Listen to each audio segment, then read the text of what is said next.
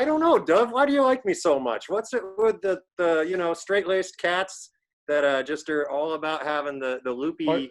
Are you saying that I'm boring now? No. I'm not saying you're boring, but you definitely aren't exactly on the other spectrum of cuckoo bananas. You're definitely more. You're like the guys at the shows that would stand in back during all the fighting and all the crazy shit. You'd come to the shows in the car and you'd be all the fuck about it. You know all the words to the songs, but when all the crazy fucking diving and the fighting started happening, you're just chilling in the back, because you're one of the more calm dudes. Because I don't want to get punched in the head. And plus, I wear glasses.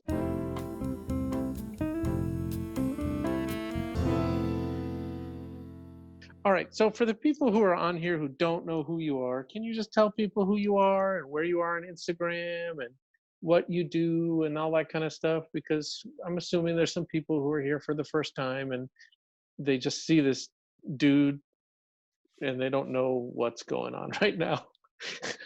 Do you know what's going on right now? I have a feeling you're going to tell me. No, I'm asking you, man. I don't know what's going on right now. Is it supposed to be Comic-Con? I mean, what am I? I go by Dollar Slice Bootlegs, and I make toys that appeal to a very different demographic than the majority of other toys, and I'm a bit of a older character in the game now at this point, which is odd. I don't know, man. I don't know how. Dude, you see how I write my bios. I can't do that stuff very well. I call myself a Yeti on acid and then start talking about my cooking capabilities. Maybe that just, hey, there's my explanation for you, folks. That's, wow. If you want to know how to make an epic fucking peanut sauce, yo, your boy's got you. Just shoot me a DM afterward. Yeah, that's amazing. Yeah. Please bear with me. I'm just posting. No, come fine. check us out on Zoom. Like where the shifter is in that. At Dollar Slice Bootlegs is on live, and we are here. Okay, so tell me about. So you didn't start out in the scene. Like, you made reference to going to shows. You have a history in the music business. Yeah. Can you talk about how that started and all the different all the different roles that you've had throughout that world? Okay, yeah, nothing to do with toys, just like everything, or not even everything, but part of what led up to that. Just like a 2 to 3 minute recap of like where you came from and how where you evolved from. Yeah, no, that works. I can do that. Let me start it. All right. So when I was 16, my good friend Ian York left a Redemption 87 cassette in my car. And that changed my fucking life. Yeah. I found hardcore, so I started going to shows. Anyways, fast forward to 20, and on my 20th birthday, I went in early to go catch my favorite band at the time, Saves the Day, watch them play. I always bootlegged my own band shirts, so I had a Weezer shirt on, because it wasn't embarrassing to wear their clothes yet, since the Green album hadn't come out. They like had shit all over their legacy. So anyways, the drummer saw me wearing that shirt, and we just started rapping. We became fast friends, and then that day he's like, "Oh, you should come on the rest of the tour, in California." So I went from being on this side of the fucking line, never being on guest list, to running around with my fucking heroes within like, no time at all. Like from out of high school, 18 to 20, boom, fucking fast forward. So I would just roll along with Saves the Day all the time. And I met a bunch of other fucking people that just happened to like be really successful in music. So, I tour managed a band called Bayside out of New York for a while. And like when they were blowing up and got signed to this old label called Victory Records. And through that, I mean, dude, it's just like, the music industry is so fucking tiny. It's just as equally as small as like the toy scene, so everybody just knows everybody. You meet, at least like 12 new like people every tour, there's at least other bands and whatnot. So I just spent a lot of years on tour with different artists and just loading in or tour managing and babysitting like 5 or 6 other dudes or whatever, and being the only person who like was responsible on tour, which was hilarious because I was like a blackout alcoholic if I drank, you know.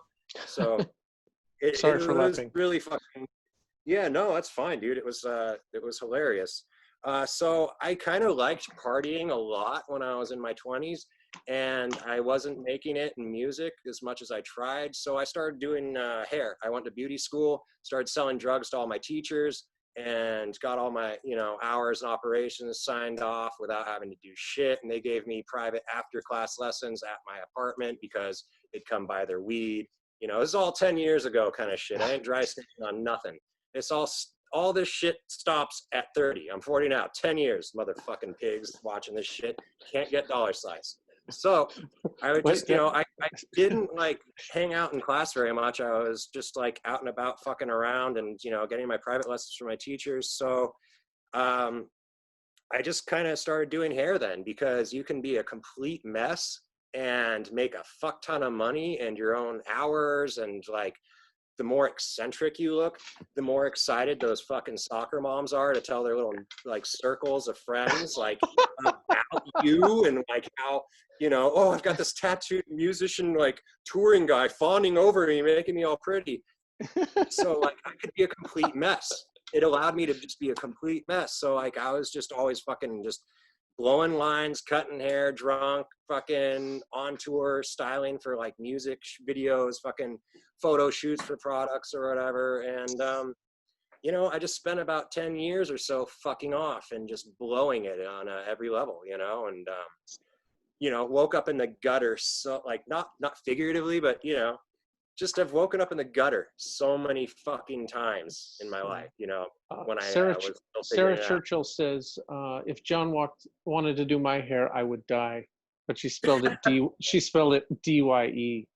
Was that on purpose or was that a typo? Because that was a good one, Sarah. Okay. Yeah, hold on. No, On fuck it. purpose. Very good pun. Good. Okay. Anyway, so music industry to doing hair.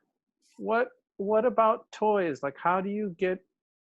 What's the influence? What do you see that's happening that you want to be a part of? Like, were you always into toys? Did you collect toys or Oh have toys as yeah. a Okay. kid? Like Yeah, dude. My dad was like a comic book collector from the time he was like 8 or something in 1956. So like he like was just like, cool. Now I got an excuse to buy more toys and more of his stuff. And like, so dude, I mean, I can literally remember being at like the 1983 Comic Con, like hugging a Walrus Man toy, being like, you know, I wanted it, and having to give it back to the fucking dealer, you know. Right. I mean, literally, dude, my like first childhood memories are like just drenched and saturated in Star Wars toys, you know? I mean, it's always been Star Wars as far back as I can ever remember. Like my dad's friend was an attorney for Lucasfilm, so we had the VHSs of A New Hope and Empire, and then Jedi once Jedi came out, you know? Like I grew up on that shit just being on the TV. So, I mean, I just was in love with Star Wars, and I just always loved toys. I grew up in the fucking middle of nowhere. Like my front yard was a forest and my backyard was a river. And I was far from most people. There were a few kids on my street, but they're all conservative. So I spent a lot of time alone. You know, I was the only child, so I played with my toys. So my toys were always like the escape, you know, and like Storm Shadow and Snake Eyes were the homies that, you know, got me through, you know. So talk about the transition. So you're out of the music industry, you're doing hair. How do you get into, I mean, being a Star Wars fan, a lot of people are Star Wars fans, a lot of people, you know, they estimate there's something like came into it. It's just like yeah. those roots are there. So No, but yeah, I'm saying, what's the transition? Like, how do you get to making toys? Like, what's that evolution? Well, doing hair is quite a complicated fucking art process. So I just always kind of gravitated towards some form of art or another, where it be music, you know, or hair. And I've always just had a art leaning. I don't know if I'm good at it, but I've always just done it. And no, dude, like in high school, I got suspended for like an art class, you know, for my art. Okay.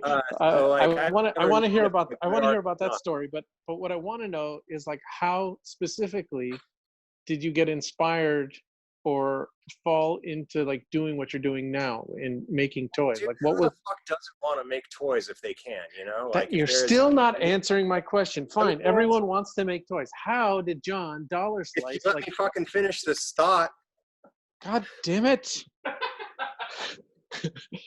don't know how I can answer your questions if you don't let me. So I just like fucking found the toys. Like I found it one day. I was on Instagram. I just happened to be on Instagram. My friend tagged me. My buddy True Prey out of the hardcore scene Yeah. tagged me in a photo of either Peters or Falcon Toys or Sucklords. And or no, That's it what was I'm getting. so I That's what I'm found it. getting And at. I was like, what the Yeah. fuck is this? Like I literally had dreamt about some of the toys that I saw in those feeds when I was 3 years old. And I was like, what is this? Why am I not doing it? How do I do it? And honestly, man, I didn't sleep for 2 weeks. I felt like I had done the strongest line of coke in my life ever. That's the only way I can ever describe it. I was shaking. I couldn't sleep. I was just fucking amped. And I was going psychotic trying to figure out how this was done and where to find it. And for the life of me, I could not fucking like find any information on it. And it just took a lot of screen grabs and zooming in because, you know, it's not like it is these days where everybody and their mother wants to tell you like, you know, like molding and casting is really simple. Like we all sound like the kindergartners, like, I know my ABCs best. It's just like, cool, we know our ABC. Back then though, there wasn't like an alphabet Right. chart, you know? So it was a pain in the ass to learn that shit. So Totally. that's So you beside saw the point. I you saw these. randomly found a Star Cause post and was like, I have to fucking do this. This is what I need to do. And I couldn't sleep till I figured it out. Uh-huh. So you saw, and then so let's talk about the figuring out process. So how was that? Like you didn't sleep for 2 weeks, and then how did you eventually? I mean, did you go out and buy the gear? Did someone teach you? Yeah. Did you watch some stuff online? Yeah, I had to teach myself pretty much. As soon as I started doing the screen grabs and zooming on the photos, I'd look for serial numbers, brand names, and look for stuff that was common amongst the, you know, like Killer or Falcon or Sucklord, you know, and then just punch those into Google with see what the hell happened. And then once I got that, I started punching in like molding and casting, or I don't remember the exact words. It was bullshit, man. I had so many molding and casting videos to sort through till I found something that actually like made sense and worked, you know? And fortunately, I did. I went and got the equipment. My buddy Finn McKenty out of Punk Rock MBA podcast. Check that out on YouTube and subscribe if you don't. He loaned me some dough to get started, to get the pot, you know, and to get the resin and supplies. And I found it mid-February and I put out my first release. I found it mid-February 2014, put out my first release April 4/20, 2014. You know, Wow. it And was so just a really quick process. I didn't like fail too much in the learning aspect, like fortunately. I don't know. And so what was your first release? The first release was the Green Ripper, which was just a bootleg share on, like, you know, from Clash of the Titans, just in a translucent kind of green with bright pink face and bones. Yeah, Killer like Killer Duckman. Duckman was my first one that I started posting, but I didn't release it ever properly till after the Green Ripper. But fucking Duckman's awesome. Duckman's one of my favorite fucking pieces. Like, I've seen how Duckman has influenced like different like pieces out there. Like if you look at like, there's a piece called Gut Bomb. Like this guy, like it's awesome. Duckman has like had an impact the way people approach Krang and like everything. And I love that fucking piece. Yeah, thanks, Peter. I fucking love Duckman. But Green Ripper, there were 5 of them that came out first, and then Duckman. Nice. Or no, then Slaughterbat, then Duckman. So do you do this full time? Do you survive on making toys? I don't know about, well, yeah, I guess survive because me and Horsey Boo are still alive. So yeah, we survive on making toys. Sorry, do you, is there anything else that you do for a living, or do you do this full time? Yeah, this is a better question. Full-time hustle. I haven't been posting that much this year because we've had a lot of just commissions that we had to keep DL, like the whole thing we did with Nike, and like, it's been, yeah, we do this full time now. Nice. This is the time. Yeah, it's living the dream, right? Well, I mean, that's the conversation I always have with Sucklord. He's like, when's it going to happen? When's it going to happen? And I'm like, dude, it's happening. Like, this is it. This is your life. Like, you make stuff, you support yourself with it. And he's like, no, like, when there's like the cars and the chicks and the gold and the diamonds. I'm like, no, dude, like, this is it. Like, you get to do your work and support yourself doing your work. Like, Well, he there and I might. have similar minds, we're big dreamers, and I recently had Sure. to kind of connect my brain and get kind of more in tune with what's happening, and be like, you're right. Like, yo, I might not fucking like be running around in Lambos with, I don't know, koalas and but like, I do get to be on this with you. I do have people out there on the planet internationally with my logo tattooed on them. I do get to fucking make toys about Krusty the Clown being a stoner to the point where, like, a meth head and a stripper and a death metal, like, yeah, and a suicidal vet. Oh, so much, man. So I mean, it is, like, okay, so I don't have the fucking, MTV Cribs life. I've got the fucking dream though. Either way, it's just a comparison, like, as opposed to like, oh, why don't I have fucking, why don't I have comic books and like Super 7 putting out my shit, like, that's like like, you like see what other people are doing in the game, like, who started out with in the Is that what you want? Well, that's the thing. I mean, yeah, wouldn't that be fucking rad to make comics and movies and stuff? But it's not for all of us. And it's awesome to be successful at this level where it's like, hey, working with you, fucking have a fucking global audience, can support ourselves with this. Like, it's just one of those things that the comparison is the death to happiness kind of, situation. Sure. I mean, yes, I mean, we've had that conversation many times. It's all about like looking at yourself and what's right for you. And because there's always someone, richer, taller, faster, shorter, it's like, you're never, I mean, unless you're Michael Jordan, and then, ultimately that's a very lonely place to be. You know what I mean? It's like, so yeah. It's like, you got to be careful what you wish for. Like, a lot of people, they don't know,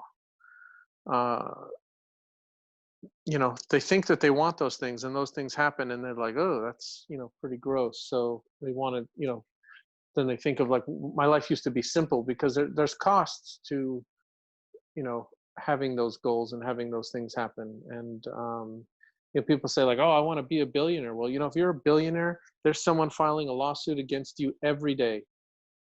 Yeah, every day. You have a team of attorneys because you looked at someone funny, and then boom, they're going to file a lawsuit against you. And it's like, it just becomes a different kind of existence, and you just get kind of warped, and or you just smoke a bowl on an interview. Like all the people who started out in vans and became, the point where like fans are camping outside in the hotel, and like, we can't load out of the bus because all the nut jobs, dude. Like, I get it, I've seen it, it definitely, it can be a double-edged sword, but that's a pretty fucking sweet double-edged sword to have. So I guess the other question I have for you is, what did Krusty ever do to you? Krusty didn't do anything to me, man. Why are you? Why are you fucking with Krusty all the time? With Krusty.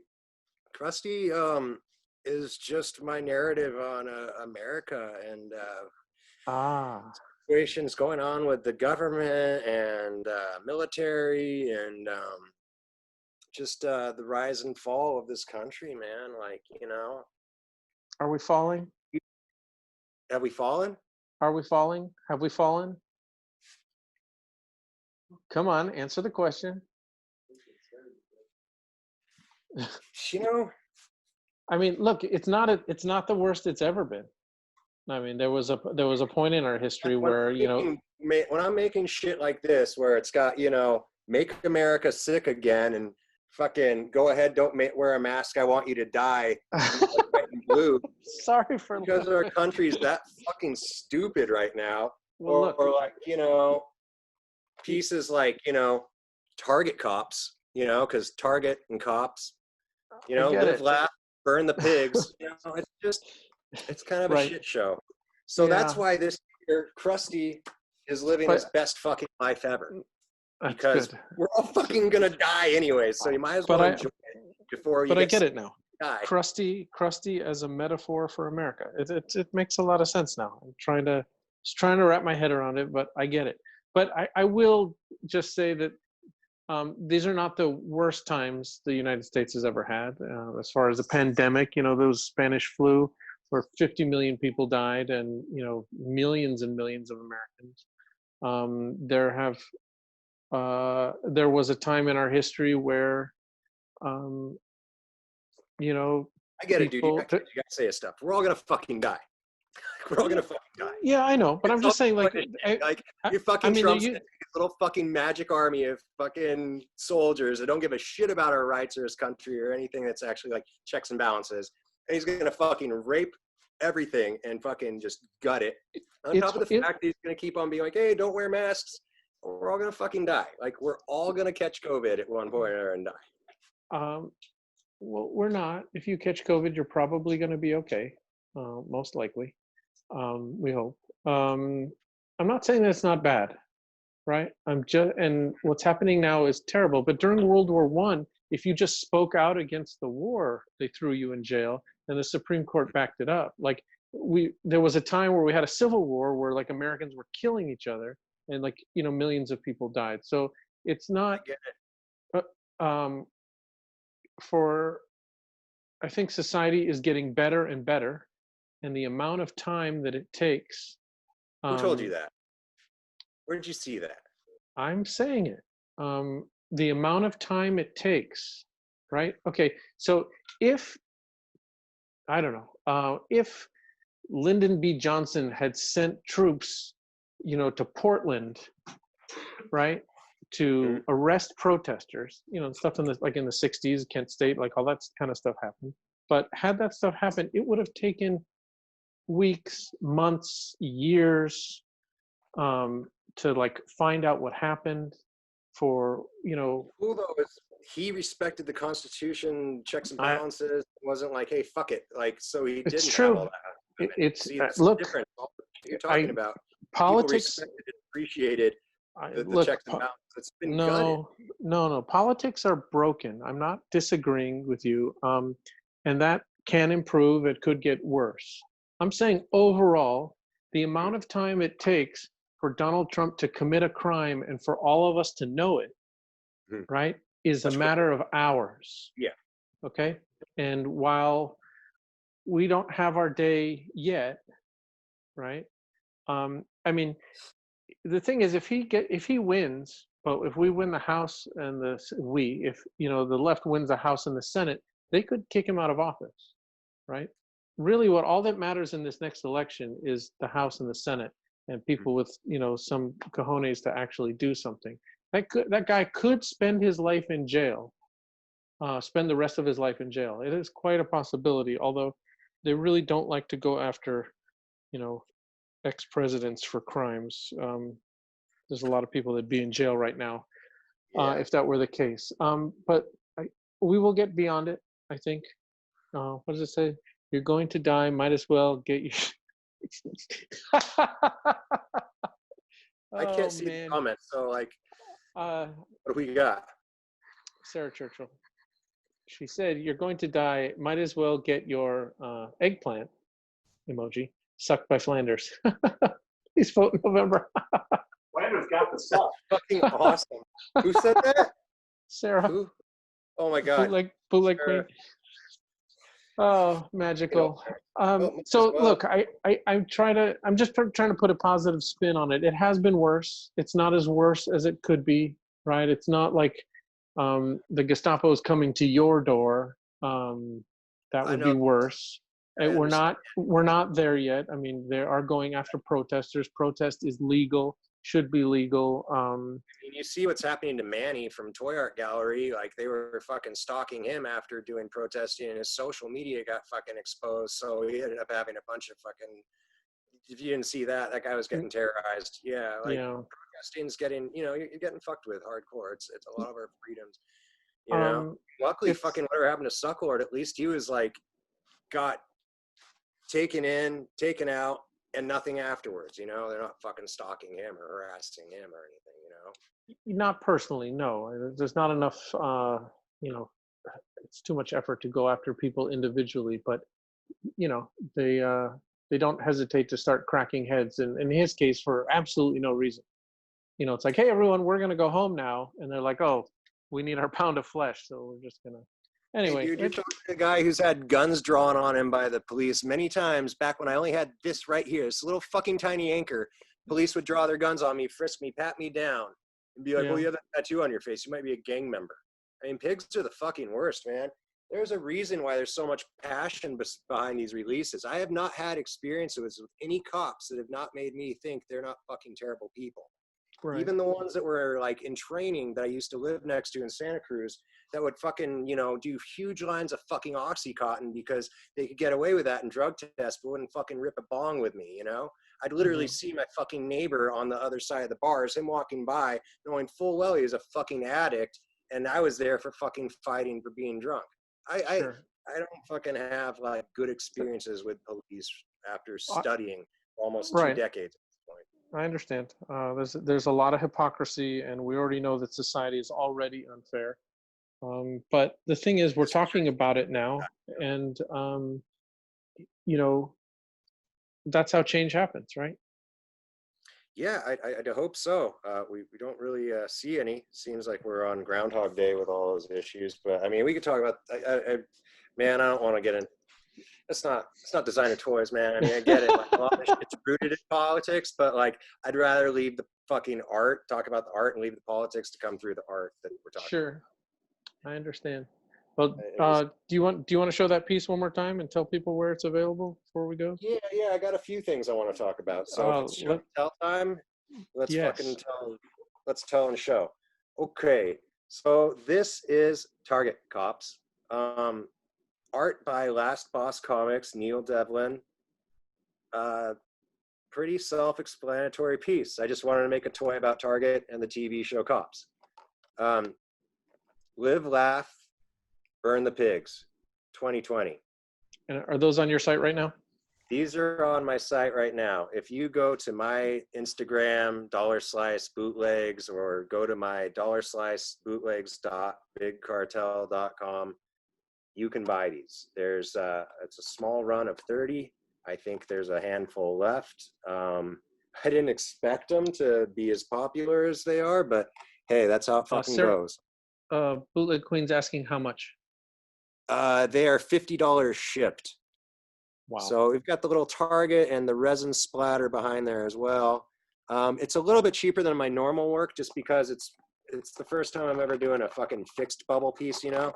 Like this little asshole's not flipping over or anything. And like, I don't know, what the hell are you gonna pose this thing for, you know? So I figured it's better to boom. So I don't have to waste a bunch of time magnetizing and get going all crazy, you know?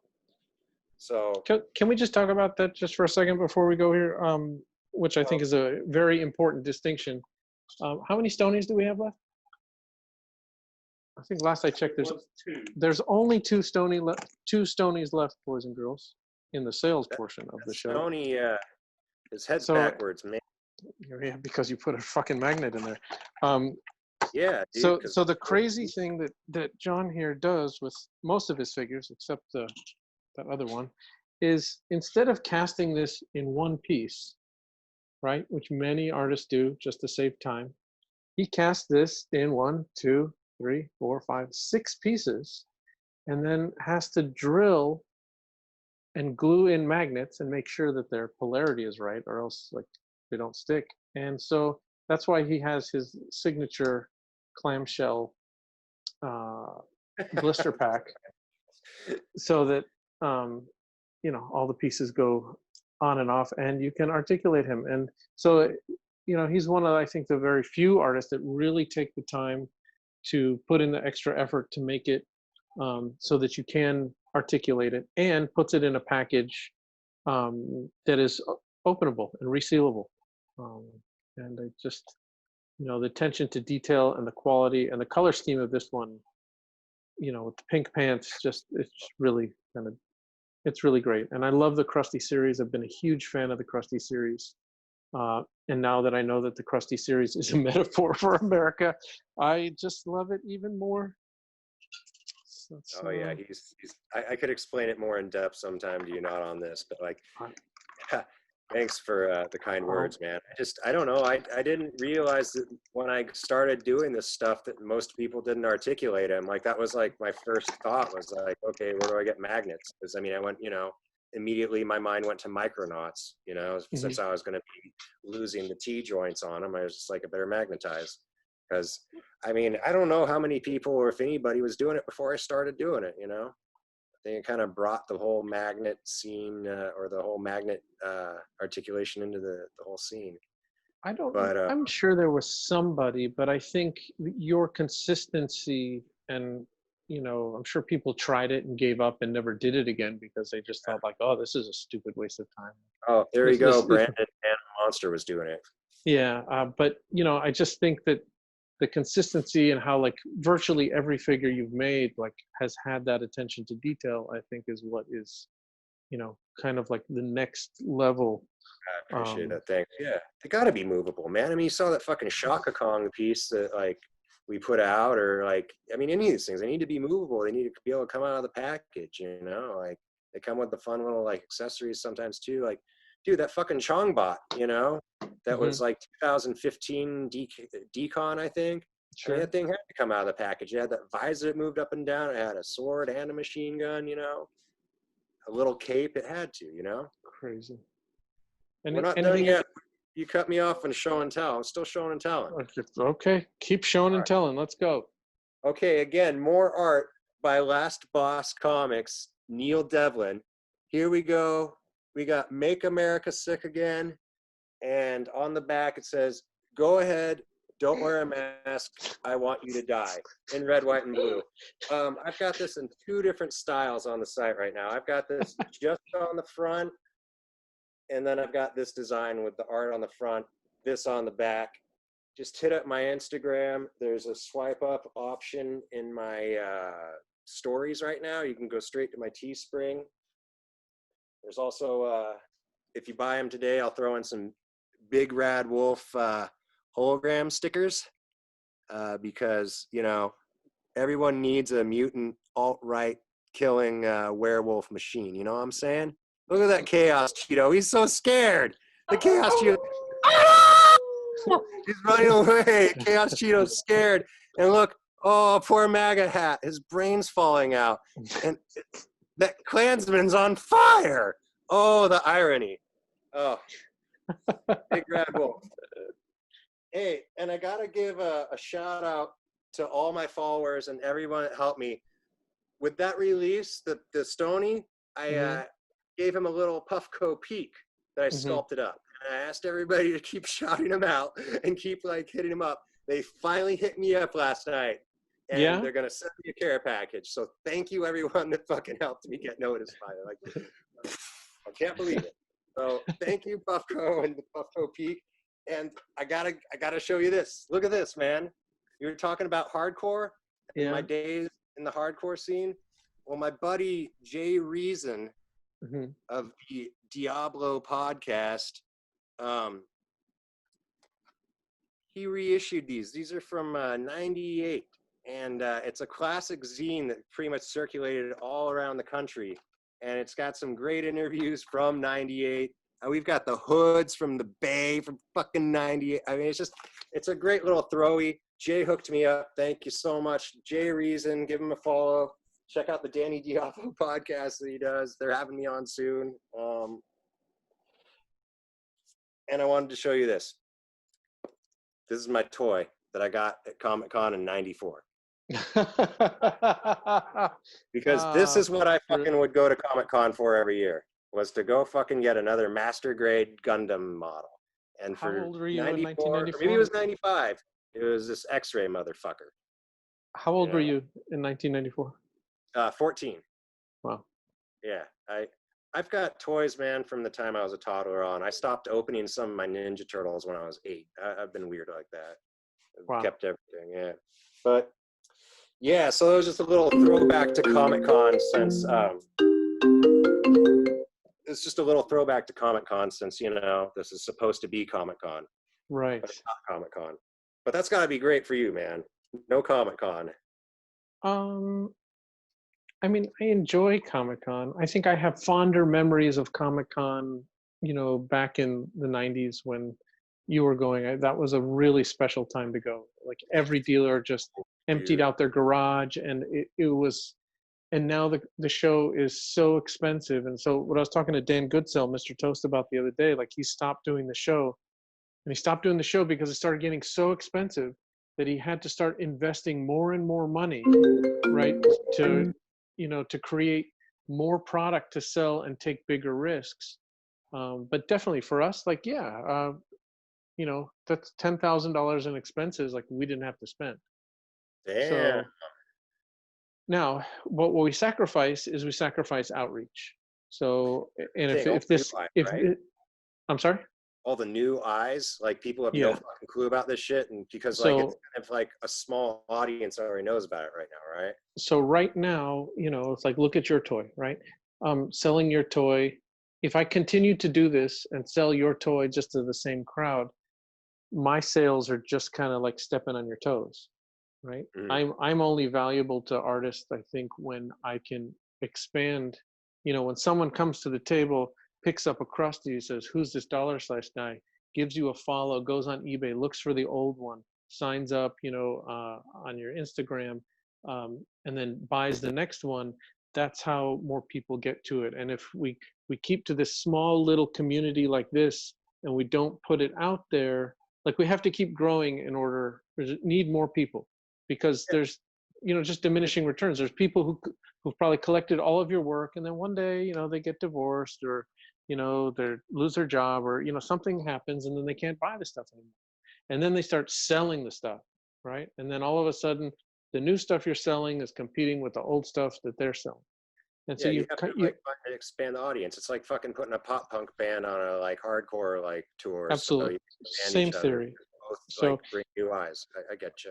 So this is fantastic. If I don't have to go to New York, like Sarah's already told me, like, you're not going to New York. Yeah, dude. Don't go to New York. Yeah. So if we can pull it off and do the same thing for New York, this would be fantastic. Is this like the entire future? No, but this is definitely part of our future. I definitely, figured out that people will show up, we can have 30, 40 people just on a Zoom, sometimes 60 or 70 people just hanging out, watching interviews, buying stuff, talking, chatting, and different people, hopping in and out, and sales are good. I mean, so it's like, and then it's totally different, because when I bring stuff to show people live is very different than buying on the internet. So things that, there's always been a bias to like, oh, this will look good on a table. But now we have some things that like maybe didn't do so well on a table because there's a lot of distraction. And then we've noticed this like crazy sales on stuff now that there's an online store, stuff that's, I don't know, 3-4 years old, and all those things sold out. Like people like, oh, look at that. So it's always, we'll see how it goes. I don't know what the future will hold. Going to New York Comic Con, like, what do you think about DKECON? Are you going to go to DKECON? Like, are we all going to die at TCon? Like, how? I mean, Star Wars Celebration was canceled. That's in the same room. I don't know. I hope it's not canceled, but I definitely don't want to go if this thing is still happening. DKECON is definitely like Sarah asked me, like I said live, that it was like the highlight of my year, and she's like, really? Yeah. You shouldn't say that. I'm like, why? It really is. Like, I enjoy walking that convention. I get to meet all the people that I've been dealing with all year. The party after is like magical, like getting together.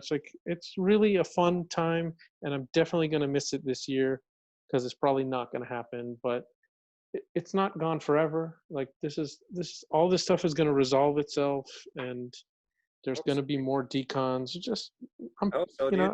Those after parties are the best days of the year. Some of them, I mean, it's just like those are the best days of the year. Like I do enjoy them. Like, no hugs this year. Like, what the fuck? How can I hang out? Me and my hugs, dude. Like, I'm gonna miss my Dollar Slice hug, definitely. All right, dude. get a chiropractor. I gotta let you go. I really appreciate the time, man. Taking time out of your All right. day. I know you're busy. Yeah, And just gonna let everyone know that there's only 2 Krusties left. If you don't have one, you should get one, because once they're gone, then you'll send me an email and be like, I didn't get a Krusty, and do you think you can get me a Krusty, please? And don't, just do it. 2 left. I mean, for fuck's sake, come on, please. Like, Jesus, 2? Like, they're just clinging on there, just hanging there. Like, Yeah. what's going on? Like, shake them out. Let's do this. Like, get them. All right, dude. Thank you again. Man, thanks. I'll talk to you soon. I'm like, exit this shit. All right.